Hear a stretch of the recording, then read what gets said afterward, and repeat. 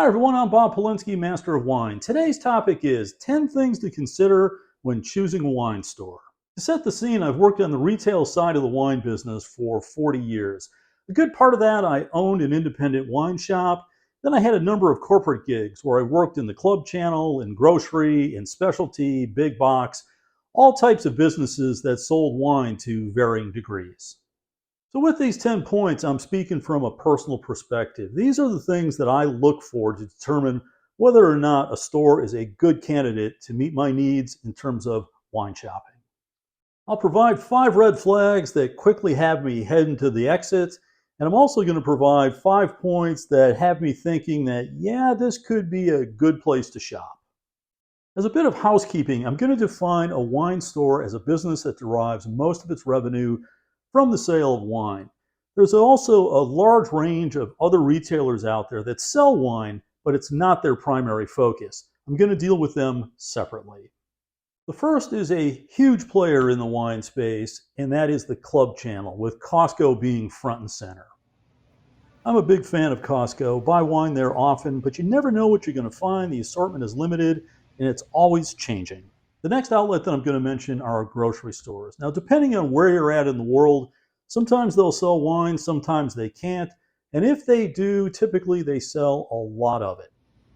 With many traditional grocery stores, it's primarily hard brands, those brands that are available far and wide, with only a few companies representing most of the wines. Some specialty grocers have a bit of a different approach.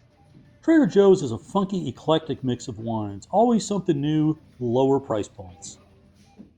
This last example from the grocery channel is the closest thing to a true wine shop. It's a store within a store. This is becoming much more common. The example that I'm going to show is one that I came across when I was in Kuala Lumpur, Malaysia. Up front, this looks like a traditional grocery store, but as you enter, there is a separate store within the store that only has wine. It's a very well curated mix, and the people working in that area know the wines very well. The next example is the wine superstore. This has become all the rage in recent years. It certainly is the case in the US, but also in a number of other markets around the world as well. This type of outlet can be a great place to shop, but it can also quickly become quite overwhelming. And lastly, for those of you that are in areas that have monopolies, Scandinavian countries, some places in Canada, Pennsylvania in the US, your options are going to be limited to the monopoly only. Okay, so we've worked through many of the channels that sell wine, but it's not a primary focus. Let's get to those stores where wine is a prime focus.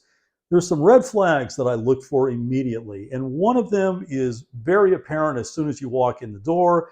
That is the factor of temperature and the type of lighting in the store. If it's very warm in the store, the wines are going to be degraded quickly. You're not going to get wines that are going to be in the most ideal condition. And fluorescent lighting can be very damaging to wine. The UV light can degrade the wine quite quickly, especially wines that are built on primary fruit, those very fresh, bright styles. Wines in clear glass are also going to be degraded quickly with UV light. The next point that I check is, are the vintages current for those wines that are made for near-term consumption? The most obvious place to check is the rosé section. This is an example of inventory not being managed well. There's a 2017, a 2019, and a 2021. These are wines that are meant to be consumed very fresh and youthful. The third red flag is the overall condition of the packaging. If I'm seeing a good number of bottles with scuff, damaged labels, it's always going to be a concern. I'm wondering, how has this wine actually been handled? And the other is, if it's dirty and dusty, makes me think that the wine actually has been sitting there a long time, especially if the bottle's standing upright and has a natural cork closure. Point number 4 on the red flag is when I walk in the door and if the first thing I see is something other than wine, if it's beer, if it's food, if it's spirits, obviously this is a place that's not serious about wine. And the fifth and final red flag ties back to the salespeople in the store. Are they pushy? Now, this is going to be true for wine stores or any stores, but pushy salespeople are the absolute worst. Huge turnoff. I'm out the door quick. Now, the 5 positives that I'm looking for. One is immediately apparent when I walk in the door. It's always good to be greeted when I first step in. What this is doing is opening up some communication with the person working in the store, but it also tells me that that person in the store, they give a damn. They want to help you. Hopefully there's someone who's very interested in wine. They want to strike up a conversation. That's one of the most fun aspects of shopping for wine. The next point is, are the wines thoughtfully curated? Now, generally when I'm out shopping, and I'm going to use an example of a wine shop that I visited in Madrid. Very tiny store. All they sold was Spanish wines, but they were an uber specialist on that topic. I spent a good part of an hour there talking to the owner. Great conversation. I walked out of there with some wines that I was absolutely thrilled with. But that added value of someone who knows that assortment extremely well and can speak to it in detail is always very much appreciated. I ended up picking up a couple of bottles of Mencia, two wines that were fantastic, also two wines that I would have not picked up on my own. The next point that I always check is the assortment itself trend correct? And by that, what I mean is there are countries that are coming on and being much more prominent. For instance, in many places in the world, certainly within the US, Portugal has a much stronger place today than it did some years back. If I'm seeing some Portuguese wines in that assortment, it's telling me that who's ever making the buying decision is actually dialed into it. I may not have any interest in Portuguese wine at that time, but it's telling me that they're making an effort to actually be on top of the trend. Also, I'm always looking for a good range of classics. I'm looking for places like Bordeaux and Tuscany and Rioja. If there's a good representation of wines from the classic regions, generally that's telling me they're serious about wine. Here's a place that's very serious about Bordeaux. This is Lavowine in Kuala Lumpur. Fantastic range, great storage conditions, very good staff as well. Fun place to shop.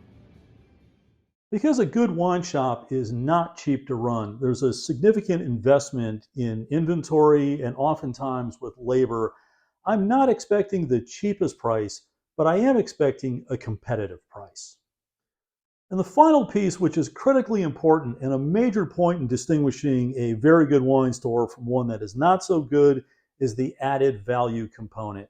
I want to be contacted when allocated wines are available, or perhaps when there's some sort of sales event going on. The website should be easy to navigate with solid information to use as a reference point. Online ordering should be very easy as well. And there should be other events that the wine shop holds, such as educational tastings.